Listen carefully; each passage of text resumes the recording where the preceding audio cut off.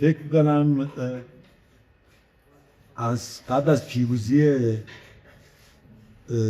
جسومه‌های ننگ در تاریخ ایران جمهوری اسلامی سیاه‌چاله بزرگ تاریخ ایران از همون آغاز روی آراه تو جامعهمون علیه عقب موندگی، عقب نگه داشته شده جامعه اقدام کردن و تا امروز رفته 50 سال گذشته شیفته ترین جانهای انسان ها در راه آزادی، در راه تکامل انسان در جامعه ایران از اوج به زیر خاک کشید. صحنه‌ای که باید به پایان برسه، نقطه پایان باید در این داستان بذاره. نباید اجازه داد راه اومده تا امروز رو که بازگشت پسی نیست، با توپ و تانک و بمباران و خیابان و سرکوب خیابانی، کشتار و کیسه های سیاه و این همه کیسه سیاه. این تقریبا چه نام دارن مهم نیست، جاویدانن، مجاهدن، فدایی‌اند، چی هستن مهم نیست، چی میخوان مهمه. این در حالی بدون حضور آگاهانه جامعه، بدون تصمیم آگاهانه جامعه، بدون اراده آگاهانه جامعه، هیچ اراده دیگه، نه خدا، نه شاه، نه شیخ، نه مجاهد، نه رهبری، نه هیچ کدام، نه فدایی، نه هیچ کدام از ایدئولوژی ها قادر به تحلیل این شرایط نخواهد بود.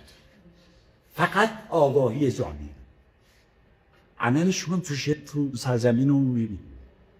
هر 2-3 سال در میون بهترین فرزندان مردم، شجاعترین فرزندان مردم، رشیدترین فرزندان مردم که خیابون‌های ایران بمباران میشن، زیر گلوله، زیر کنه، زیر چاقو، زیر ساچمه، زیر بمب شیمیایی در مدارس به بدبختی و مصیبت کشیده میشن. جامعه رو به بیچارگی میخوان بکشونن، به ناامیدی. امید گرچه راه نجات ما هست، اما امید بدون عمل انتظار گریه است. کار میخواد، کار تک تک این آدم‌ها. بدون کار آگاهانه اینجا، بدون حضور آگاهانه اینجا، بدون حضور آگاهانه معلمان که دوست ایستادن سر این مسئله، بدون حضور کارگران در ایران و مدعیان رهبری، پیشاهنگی و که در کنارشون هستن، بدون حضور اینا و یک نه محکم، بدون چشم پوشی، بدون عقب نشینی، یک نه محکم، اگر خواهان تغییر هستیم میبایستی همه نیروها در سطح عمل حضور داشته باشند. فکر میکنن 50 سال برای شناخت یک فرهنگ عقب مانده تاریخی تو ایران کافی باید باشه. فکر میکنن جامعه معلمین ایران باید اینو بفهمه. فکر میکنن جامعه دانشگاهیان ایران اینو باید بفهمه. فکر میکنن جامعه معلمین، نه، تمام اینا کسانی که مدعی آگاهی‌اند در ایران، تمامی روشنفکران ایران، تمامی کسانی که از آگاهی صحبت میکنن باید اینو درک کنن. امروز نه امروز، داستان انقلاب امروز تا فردا نیست. انقلاب که 10 روز که کودتا هست، انقلاب که 10 روز فجرش رو جشن میگیرن، جنایت علیه بشریت هست. نه گستی، ناآگاهی، عقب نگه داشتن جامعه است. امروز جامعه ما جامعه 50 سال گذشته نیست. امروز نیروی در این جامعه داره عمل میکنه، داره زندگی میکنه، میتونه و در اون همون اختناق، همون جنایتی که هست، اون چنان عمل میکنه که اگر این جنگ رو اینا راه میداختن، جنگی که جمهوری اسلامی خواهانش بود و همپالگی های جهانی شد دعوت به همکاری کرد و هر کدوم منافع خاص خودش دادن. مسبب اصلی جمهوری اسلامی است و نباید فراموش کرد.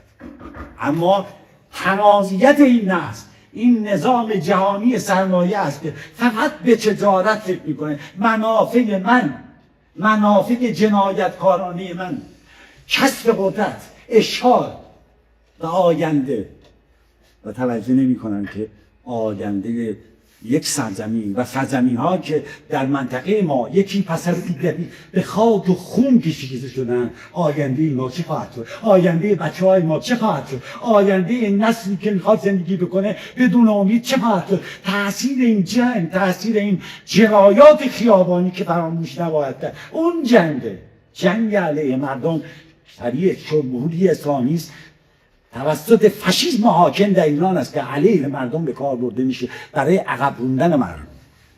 بنابراین اینجا که ما میتونیم از آباری دفاع کنیم، اینجا که میتونیم حداقل صدامون رو به گوشه بقیه برسونیم، میبایستی در کنار اون مردم قرار بگیریم. ما اینجا نه رهبری هستیم، نه پیشاهنگی، نه چیز دیگه برای مردم ایران. رهبر و مردم ایران در درون جامعه ایران است. اپوزیسیون مردم ایران در درون جامعه ایران است، در درون زندان‌های جامعه ایران است. فرانیانی که در جامعه ایران زندگی می‌کنند و بدیهی است نمی‌خوان خط بکشیم به عملکرد خارج از کشور. بدیهی است که بخشی از این انسان‌ها به خارج اومدن، باید موقعیت کارشون درک کنن. ما اینجا هستیم و اینجا باید تاثیر بذاریم و از این زاویه که اینجا هستیم در خدمت ارتقاء اون جامعه عمل بکنیم، در خدمت تکامل اون جامعه عمل بکنیم و بدون این تکامل فقط با حلوا دهنشیری نخواهد شد. فقط با انقلاب بکنیم. تدارک انقلاب رو باید دید و این انقلاب در تک تک ما هست.